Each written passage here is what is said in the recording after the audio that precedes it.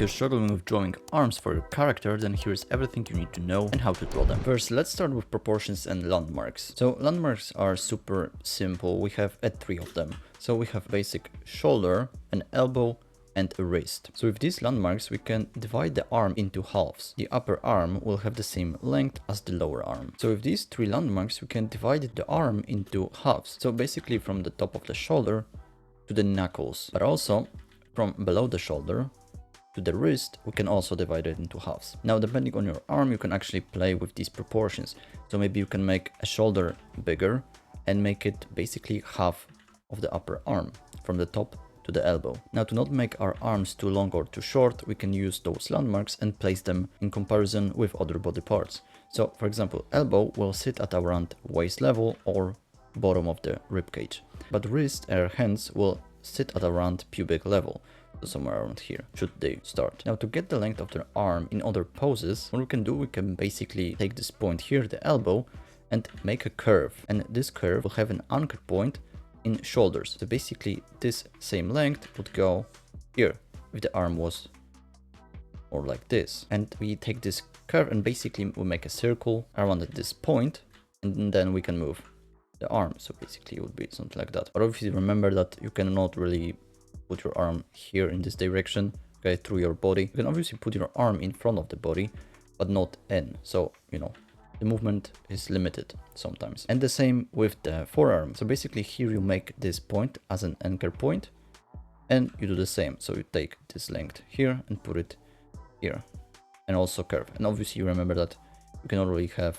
like this here. And obviously proportions will be different in perspective. So for example, you see here that if the arm would be more like that and would go like that, you can try it for yourself. The arm would feel awkward. You can do that, but you know, the poses, it's different.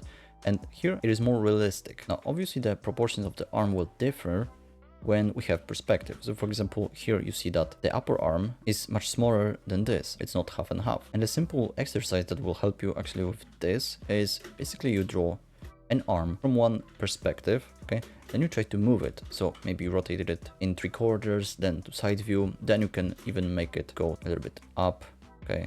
And more up, and basically try to draw it in different angles. But one useful thing for that will be 3D references. Now also, how can you get the transition between shoulders and pecs? So basically place correctly the shoulder.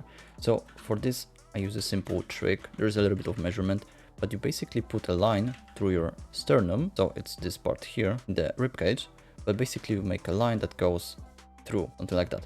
Then you take your shoulder line and you make it higher, somewhere around here.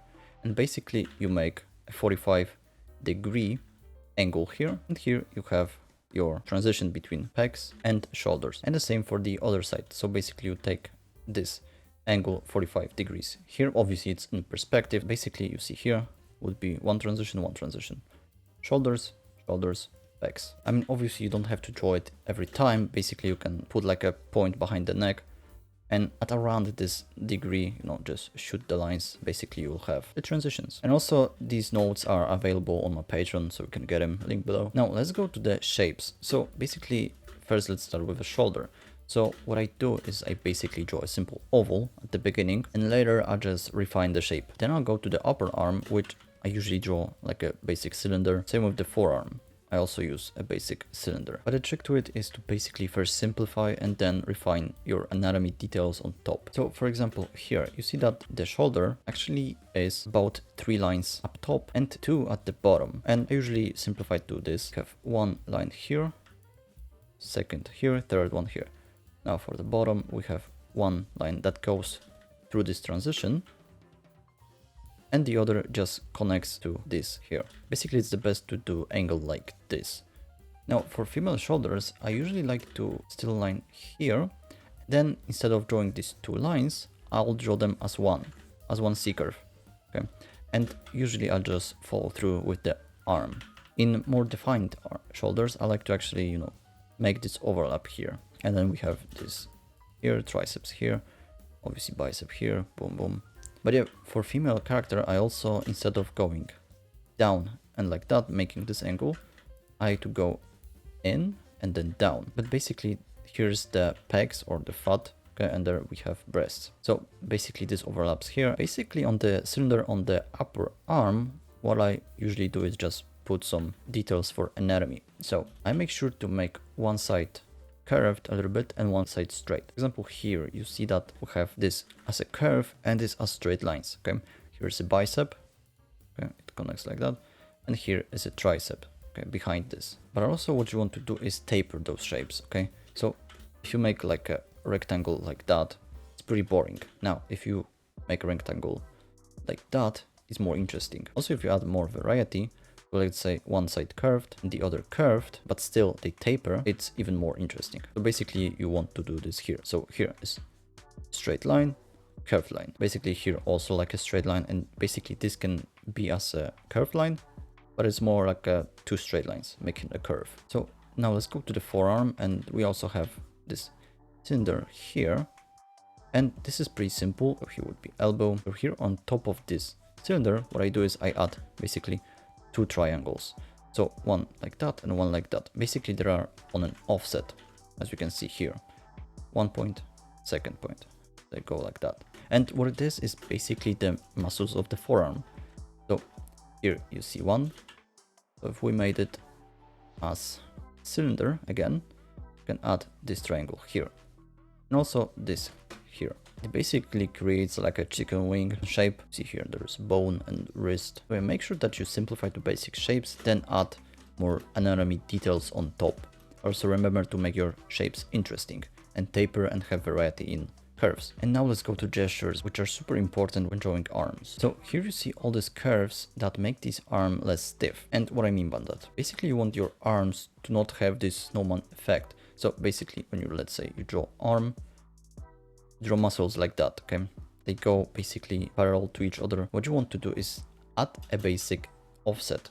So for example, we have one line here and one line here, and now they flow into each other. Now, other like that. So here you see that these curves are fighting for attention. They are pretty much the same, and here you see that this flows to that.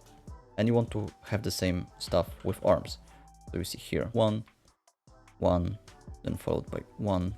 Okay, so basically if you have one, there's second here, like an S curve.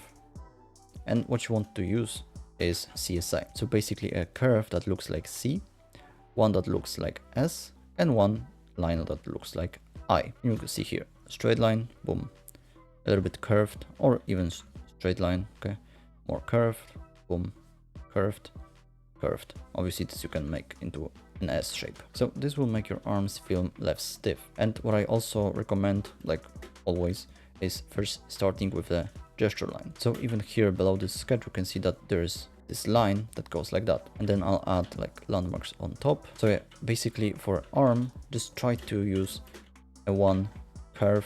Okay, you can make an pretty much tame C curve or like a C curve. But for bent arms, what I recommend is basically making two lines, okay? One like that, boom, one. So now let's go and actually draw an arm. Okay, so now let's go and actually draw the arm. I always start with a gesture line, make it like a straight line. Then I'll add landmarks, so basically shoulders and knuckles. Then I divide it into halves. We have one half here, one half here. We can also measure it with our fingers. They're about the same. We can move it a little bit down. Now we can add a simple oval for our shoulder, add basic cylinders for upper arm, make the shoulder a little bit bigger. So now let's take this length here with our fingers, boom, move it here, and we have a forearm. There would be another cylinder. There we can put our elbow. So now maybe wrist here, something like that. Okay, now let's decrease the opacity a little bit and make a new layer. So here we can now add some details. So basically top of the shoulders, line here like that, boom, boom. The lower, boom, shoulder.